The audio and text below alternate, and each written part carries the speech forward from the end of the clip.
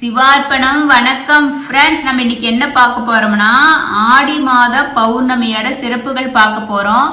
நாம முதலே ஒரு ஷார்ட்ஸ்ல வந்துட்டு ஆடி மாசம் எந்த டைம்ல பௌர்ணமி ஸ்டார்ட் ஆகி எப்ப முடியுது அப்படின்னு சொல்லிட்டு போட்டிருக்கோம். அதுல வந்து ஆடி தபசுன்னு போட்டிருக்கோம். ஆடி தபசு அப்படின்னா என்ன அப்படின்னு சொன்னா, சங்கரன் மற்றும் பதுமன் ஆகிய நாக அரசர்கள் சிவன் மற்றும் விஷ்ணு இருவரும் தான் உண்மையான தெய்வம் என்று அம்பிகை கிட்ட முறையிடுறாங்க. பின்னர் சிவனும் விஷ்ணுவும் ஒன்று என்பதை அவர்களுக்கு புரிய வைக்கதான் பார்வதி தேவி பூலோகத்துக்கு வர்றாங்க. இங்குள்ள புன்னை வனத்துல சிவனும் விஷ்ணுவும் ஒன்றாக இணைந்து சங்கர நாராயணா காட்சி அளிக்கணும் அப்படின்னு நம்ம பார்வதி அன்னை ஒத்த காலில ஊசி முனையில நின்று கடுமையா தவம் செய்யறாங்க. இதனால பார்வதி தேவிக்கு கோமதி அப்படிங்கிற பெயர் வந்து அப்பதான் உருவாச்சு. அவரின் விருப்பத்தை நிறைவேற்ற சிவனும் விஷ்ணுவும் சங்கர நாராயணர் போல் காட்சி அளித்தாங்க. தவம் என்ற சொல்லே தபஸ் என்று கூறுவார்கள். அதுவே பேச்சு வழக்கில தபசு தபசு என்று மாறிவிட்டது. அந்த அசுரர்களுக்கு சிவனும் விஷ்ணு ஒண்ணு அப்படின்னு புரிய வைக்கிறதுக்காக நம்ம பார்வதி அன்னை தவம் செஞ்சதுனாலதான் ஆடி தபசுன்னு பேரு. அந்த ஆடி பௌர்ணமி அன்னைக்கு தான் நம்ம பார்வதி அன்னை இது மாதிரி ஒத்த கால நின்று தவம் செஞ்சாங்க. அதனால சிவன் விஷ்ணு வழிபாடு பண்றது சிறப்பு, விளக்கு பூஜை பண்றது சிறப்பு.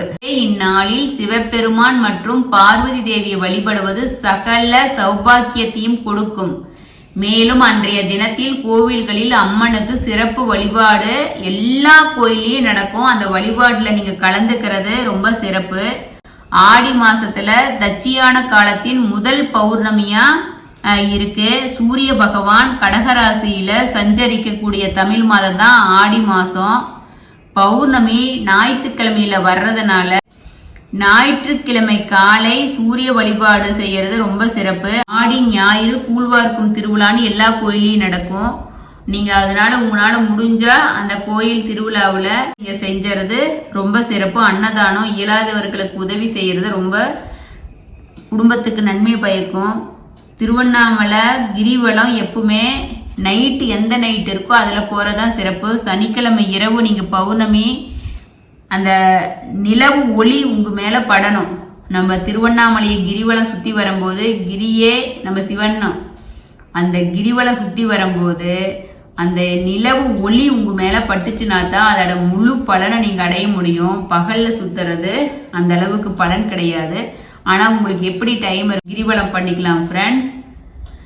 குலதெய்வ வழிபாடு ரொம்ப சிறப்பு. ஏன்னா எப்போதுமே பௌர்ணமினாவே பெண் தெய்வத்தை தான் கும்பிடணும். பெண் தெய்வம் இருக்கிற கோயில்ல போய் நீங்க வழிபாடு பண்றது ரொம்ப சிறப்பு. காளியம்மன், அம்மன், குலதெய்வமா இருக்கிற பெண் தெய்வம் எல்லா கோயிலையும் நீங்க வழிபட்டு எல்லா நலனும் நீங்க பெறணும். பௌர்ணமி 20/7/2024 குரோதி ஆடி 4ஆம் தேதி சனிக்கிழமை மாலை 6:10 மணிக்கு ஆரம்பிக்குது. ஆடி 5ஆம் தேதி 21/7/2024 ஞாயிற்றுக்கிழமை மாலை 4:51 வரைக்கும் இருக்கு. அன்னைக்கு ஆடி தபசு.